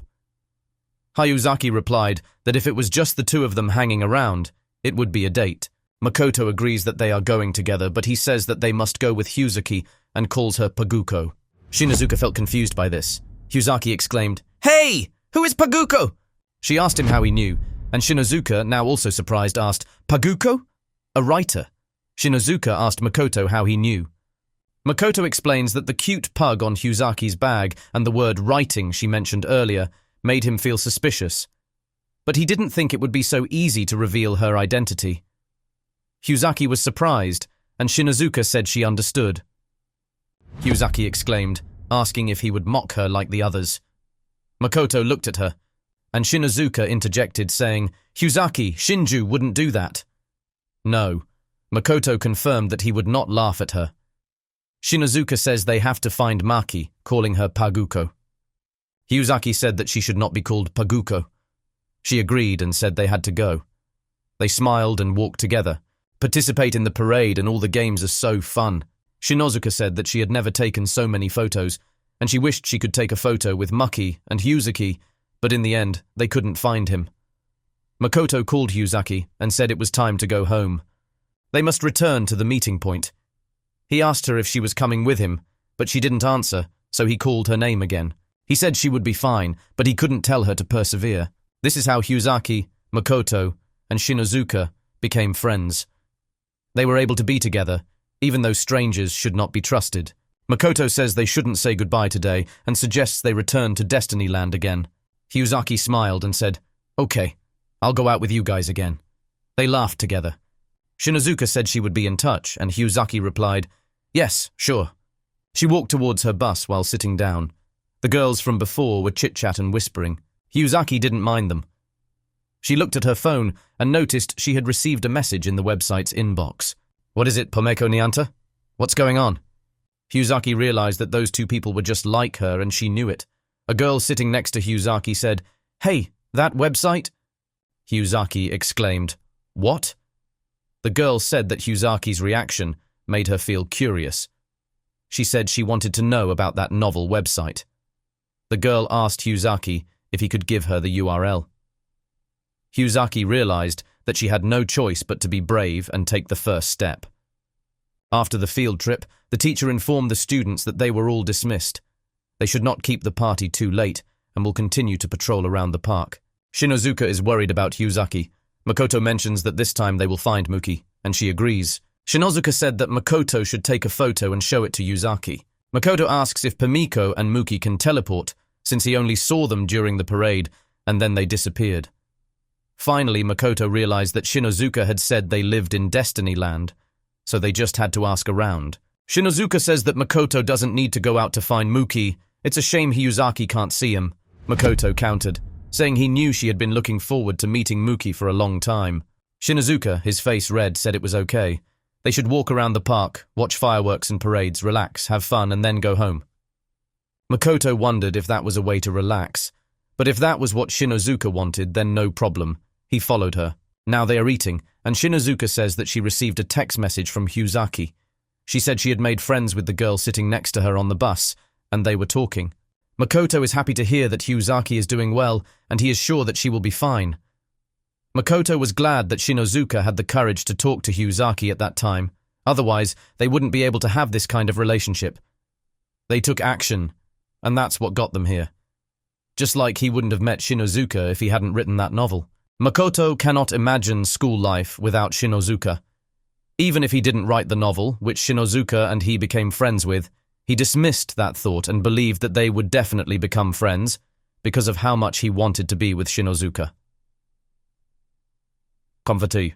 Makoto smiled while still deep in thought, and Shinozuka stared at him. She asked Makoto if he missed Hyuzaki, and Makoto replied that he was happy to have Shinozuka here. This made her feel confused, her face turned red, and she asked, "What? What are you talking about?" Makoto says that Shinozuka is very special to him. She replied that no, Shinju was the special one. She asks him to stop embarrassing her. Makoto, face red, turned away and noticed Maki. He immediately pointed it out to Shinozuka and said, "It's Maki, let's go after him." This is their last chance. Shinozuka thinks that Muki has gone to the witch's castle. There are too many people in the way and they might lose each other. They held hands, both blushing. Makoto says it would be terrible if they got lost. Shinozuka smiled as they continued to hold hands, still looking for Muki, but he was nowhere to be found. Shinozuka said, "Shinju, today was really fun." Makoto replied, "Well, I had a great time too." He confessed that before he couldn't trust anyone but his family, and now that they were here, he met someone he could trust. They looked into each other's eyes as fireworks illuminated the sky. Shinozuka found the fireworks beautiful. Makoto wondered about the feeling rising from deep within her heart. He thought he had lost all his feelings a long time ago, but no, he couldn't lose them. He met Shinozuka. She says that Shinju is special to her. Makoto feels he has found someone he can love that much. He asked, "Hey, can I call you Ri?" Shinozuka replied, "What?" Then added, "I don't object, but can I call you Shin-kun?" "Of course," he said. They went back to check where Muki was. Then they rushed together to catch up with him. Makoto thanks Shinozuka for meeting him and says he will always be by her side. She responded, thanking him for meeting her and saying that she would always be there for him too. They feel it is not too late, and this will be the beginning of their memories. Both prepare to go to school. Shinozuka carried Muki on his school bag. She said good morning to Muki, saying it was nice to see him again today. Suddenly her mother called her name and she ran down the stairs shouting, "Mom, you're so noisy!" Makoto stood waiting at the door, greeting, "Good morning, Anri." Shinozuka blushed and replied, "Good morning, Shinju." Her mother looked at them and said, "Oh my God." She told Makoto not to let her snoop around like a little girl, reminding him that he should notice her bow was askew. Shinozuka shouted, "I can fix it myself." She went out, telling Makoto to come with her.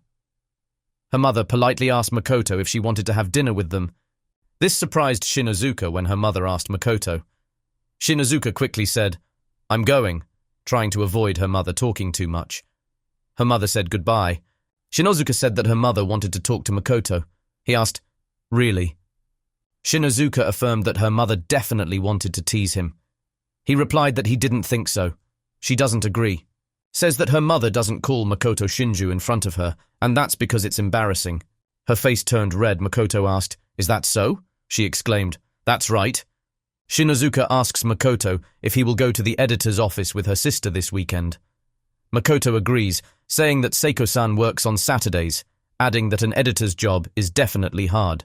Shinozuka said that she would go with Makoto, and he promised to pick her up at home, so she couldn't be late. Shinozuka said excitedly, "Okay, so after you're done, do you want to go to karaoke?" Makoto showed interest with a happy expression. She said that once they were done, they had to go. He also asked if Hyuzaki could join them, and Shinozuka replied that she would ask her. At school, 2 guys in class were talking about how Shinozuka's mood had changed. Another person said that her expression had become softer, asking if it happened just like that. Makoto is listening to what the boys are saying. One person said that Shinozuka's tough aura had disappeared, asking if she was shining. Another guy said he found her a little cute. While listening, Makoto wondered what the unpleasant feeling in his heart was. He wondered if it was because the boys were talking about Henri. Actually, he has more feelings for Henri than just friends, but he decided not to panic, thinking that it wasn't love or anything. Otherwise, he would be in trouble with Henri. Makoto wondered if there was something in his heart that seemed to be deceiving himself. Shinozuka approached him and asked, "What's the matter, Shinju?" She says they have to go home. He replied, "Ah, then let's go." Someone called Makoto, Shin. Mizuki. Saito stopped her from saying anything more and pushed her way. She said, "What? I want to go home with you." Saito apologizes and says they don't need to worry about it, leaving Shinozuka surprised at what just happened. Saito said goodbye, and Makoto responded simply, "Goodbye." Shinozuka felt jealous as she looked away. Makoto looked at her reaction and asked, What's the matter? Are you hungry? She asks if he and Saito were good friends before, and whether they need to make peace. Shinozuka bowed his head, clearly affected by something. Makoto responds that she is the most important thing to him. She replied, I don't think so. They all fell silent, and there was a moment of silence. Finally, they decided to go home. At Makoto's house, Shinozuka mentioned that since she was a child, she had been afraid of men because they were often selfish, make fun of her, and often mock her. Makoto listened as she continued talking that she had a childhood friend named Nikaido who often teased her. He was a bit rude, and she didn't like it. Even after entering high school, Nikaido continued to talk to her, made her feel scared. But actually, he wasn't that bad. She felt okay with that, but the girls in her class weren't sure. Nikaido has a girlfriend, or rather a fiancé, and he continued to talk to Shinozuka. She told the girls in class about this. Makoto stopped her from saying any more, saying, Henri, that's enough, no need to say anything more. She stopped and said, Okay. Shinozuka offers his hand to Makoto, saying he must touch her hand. She used to find her hands shaking when she thought about the past. When she wrote, and when she was in the restaurant with him, she could forget that. But when she was alone, she remembered those things, and her hands would shake. She emphasized that she was no longer shaking. That day at the fireworks display, when she held his hand, she didn't tremble at all. Shinozuka says that Makoto healed her heart, so now it's her turn to heal his. Makoto began to cry as she approached him. He really wanted to play soccer with everyone. She said, Yes, I want to tour the school. She replied, Yes. His sister is cute, even though she's a bit stupid. She said, Yes. I really want to have dinner with my family. She said, Yes. He really wanted someone to hug him. Makoto thinks that the past is no longer important to him, but that is not the truth. I'm just trying not to look back. Shinozuka comforts him, saying it's okay. She will always be with him. Makoto couldn't lie to himself anymore. Henri is the person he cherishes the most in the world. Makoto realizes that he is in love with Shinozuka. She asked him what was wrong. He wiped away his tears and said he felt like he could write a good love story. This is what he really felt on that date. After the meeting, Makoto was impressed with the size of the building. Shinozuka mentioned that even though it was Saturday, there were a lot of people wearing suits. Makoto says that Sayako works for a great company, and Shinozuka agrees, also surprised when she first came to the meeting. Makoto knew the company's name because it was a large publishing house, but he didn't know the building was that big. Shinozuka gives him more confidence and says that they are here today for Makoto's meeting. He looked at her with concern and said, Yes, I know. She told him to tell the receptionist his name, asking if he could say his name. Makoto smiled calmly, saying, Yes, I can. Shinozuka was worried about him and asked if she should speak for him or call her sister to pick him up. Makoto smiled at Shinozuka and said he was glad she followed him. She smiled and said, Really? Yes, I was here. Suddenly, Sayako appears and apologizes for keeping them waiting. She also apologized for her outfit, saying she had been working since yesterday. Shinozuka asked, Are you okay? She replied, No, it's not okay at all. Sayako smiled and said it was nice to meet Makoto today. He replied that it was also nice to meet her. She leads them to her editor's office and says, Let's have a nice meeting. Makoto and Shinozuka followed Sayako, holding each other's hands tightly. Sayako suddenly exclaimed, Oh my god, you guys are holding hands, she added, asking if they were dating. While surprised, Shinozuka responded, No, we are not a couple, and her face turned red with embarrassment. Sayako wonders if they're not a couple, wondering if that's why they're so distant, thinking that's what young people do these days. She mentioned that her sister asked for details when they were at home. Sayako took them into the editor's office. Makoto looks at an illustration and mentions that he has all the books in that series. He also had a poster announcing the anime series and wanted to buy it on the way home. This work is being adapted into a book, just like his work. Shinozuka listened to him excitedly, asked if he was happy. He replied that this was wonderful and full of dreams. Shinozuka and her sister watched Makoto, seeing him excited by what he saw. Sayako says they have to have a meeting to build a new dream, and she shows them the way to the meeting room. Shinozuka is asked to wait outside and she wishes Makoto luck. He thanked me and said he would come back soon. Sayako started joking, saying, Just like newlyweds, right?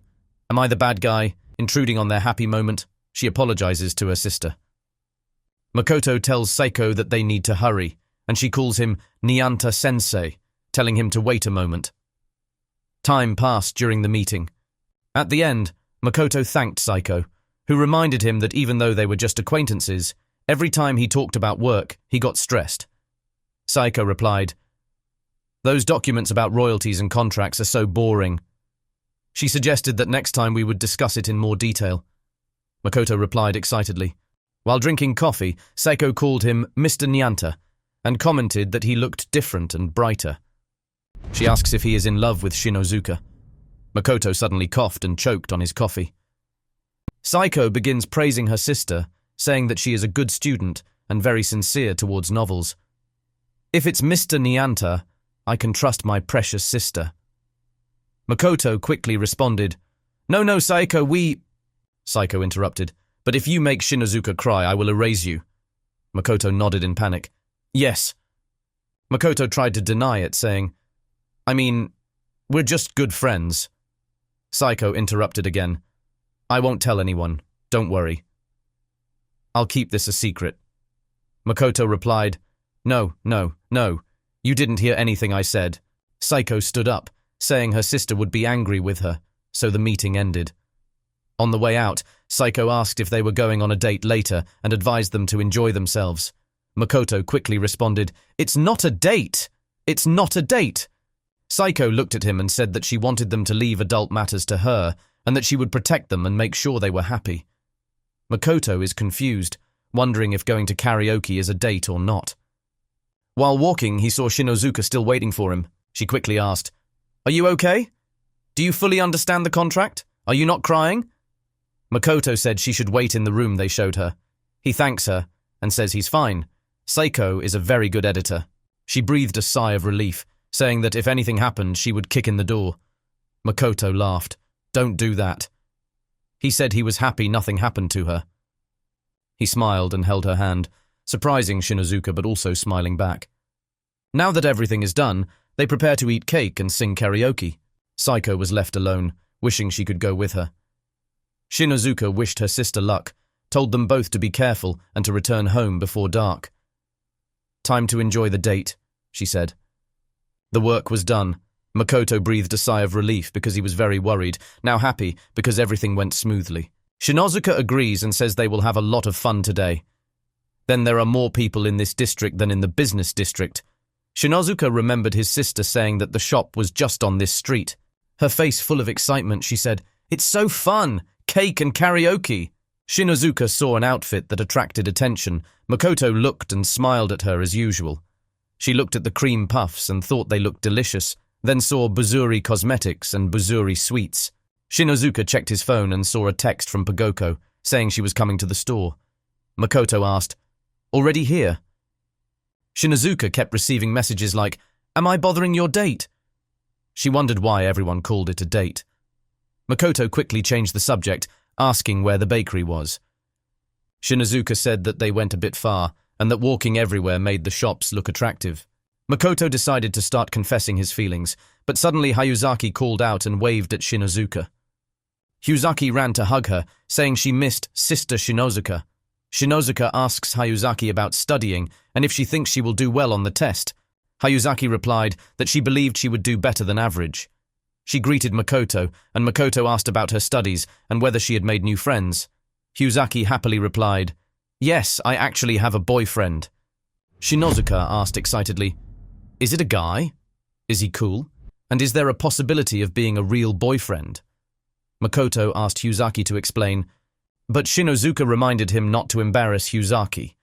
Makoto denies it, saying he's just worried about Anri's aggression. Hayuzaki quickly pushed Shinozuka and said, I'm hungry. Let's go to the store." She then calls Makoto her brother, mentioning that she hasn't seen him in a while and is happy to see him. She grabbed his hand. Shinozuka said she would go another way, but the store was right in front of them. They entered the restaurant and were greeted by a waitress who announced that there were 3 people. She led them to their seats. Hayuzaki said that she was nervous because she had never been to a luxury restaurant like this. Shinozuka reassured her that it was okay because she herself was not familiar with places like this. "It's okay, you don't need to worry." Makoto and Hyuzaki were impressed when looking at the menu. Everything looked delicious. The girls decide to choose something else, and Makoto reminds them that they came here to eat pancakes. There were too many options on the menu today, causing the girls to keep mentioning different dishes. Makoto said he would choose pancakes, but was told to be quiet because he was interrupting the conversation. Shinozuka asked them to share what they would order. "I'm craving a parfait. I'll choose crepe, and I'll choose pancakes," Shinozuka said. They decided to order, and Makoto realized that it was a great choice for friends. Hyuzaki felt that what they were doing was fun. Shinozuka never imagined that one day she would be able to share a sweet treat with her friends. She never thought she would experience this. They watched the food being prepared and felt impressed. When they saw the crepe, they realized it was burning, and one of them mentioned that it was called flambang. Makoto looked at the girls, impressed with the food. Food is served on the table. Shinozuka tried the parfait and found it delicious. Hyuzaki was also impressed, saying she had never eaten a crepe like this. Makoto tasted the pancakes, and now he understood why pancakes were so popular. They enjoy the food and share each bite with each other to test which dish is better. In the past, Makoto didn't have any friends he could trust, and neither did Ri or Paguko. They meet, hold hands, walk around town and share delicious meals. They are just enjoying the moment. Makoto couldn't say that he didn't trust anyone anymore. Shinozuka asked him to open his mouth so she could feed him. He tried to refuse, but she asked, "You don't like it?" Then suddenly gave him food. Makoto said he didn't mind, but it was awkward, and he felt so happy that he wanted to cry. It was a day full of new things. A grateful Hyuzaki thanked them and said she wished she could have had more time. Shinozuka also said that the food was amazing. Suddenly, Hyuzaki announced that she was going home, leaving Makoto and Shinozuka confused. They invited her to karaoke, but she said that she had actually promised to study with a friend. Shinozuka asked about that friend. Was it the guy Hyuzaki mentioned before? She smiled shyly, then said that she was truly grateful to have met Shinozuka and Makoto, and that she would keep in touch. Shinozuka asked Hyuzaki to wait, and said that she was sure Hyuzaki had found good friends. "Good for her," Makoto added. Hyuzaki stopped and shouted, "Have fun with your date!" Makoto said something, and Shinozuka said they should go sing karaoke. When only Makoto and Shinozuka were left, the atmosphere became awkward and silent, both blushing. Shinozuka asked Makoto what kind of song he usually sings when he goes to karaoke. She said she had never seen him sing. Makoto replied that he had never sung and thought about something. Shinozuka asked him what he was thinking and if this was his first time going to karaoke. Makoto reminds him that he once came here when he was tricked. Shinozuka apologizes for repeating something bad. Suddenly Makoto stroked her hair and said, "Shinozuka, I'm fine, thanks to you." He thanked her. Shinozuka asked, "Why are you suddenly like this?" Makoto said that not just today, but always he feels happy when he is with her. To be honest, he was a little scared about going to karaoke, afraid that it would bring up the past and he would bother her.